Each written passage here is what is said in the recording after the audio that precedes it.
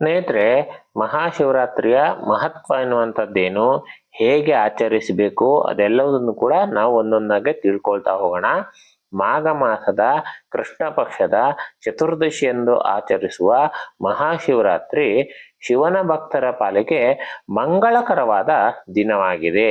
ಶಿವರಾತ್ರಿಯು ಎಲ್ಲ ಹಬ್ಬಗಳಿಗಿಂತಲೂ ಕೂಡ ವಿಭಿನ್ನವಾಗಿದೆ. ಏಕೆಂದರೆ ಎಲ್ಲ ಹಬ್ಬಗಳಲ್ಲಿಯೂ ದೇವರಿಗೆ ಹಗಲಿನ ಸಮಯದಲ್ಲಿ ಪೂಜೆಯನ್ನ ಮಾಡಲಾಗ್ತದೆ. ಆದರೆ ಮಹಾಶಿವರಾತ್ರಿ ಹಬ್ಬದ ದಿನ ಮಾತ್ರ ರಾತ್ರಿಯ ಸಮಯದಲ್ಲಿ ಶಿವನಿಗೆ ಪೂಜೆ, ಭಜನೆ, ಅಭಿಷೇಕ ಹೀಗೆ ಅನೇಕ ಕಾರ್ಯಕ್ರಮಗಳ ಕೂಡ ನಡೀತಾವೆ.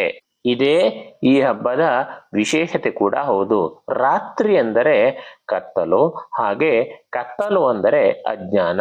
ಅಜ್ಞಾನವನ್ನ ಕಳೆದು ಸುಜ್ಞಾನವನ್ನ ಬೆಳಗಿಸು ಎಂದು ಆ ಶಿವ ಪರಮಾತ್ಮರನ್ನ ಬೇಡುವ ಶುಭ ದಿನವೇ ಮಹಾಶಿವರಾತ್ರಿ. ಹಾಗಾದ್ರೆ ಇದಕ್ಕೂ ಮುಂದಿನ ವಿಷಯವನ್ನ ಮುಂದಿನ ಸಂಚಿಕೆಯಲ್ಲಿ ತಿಳಿಸ್ಕೊಡ್ತೇನೆ.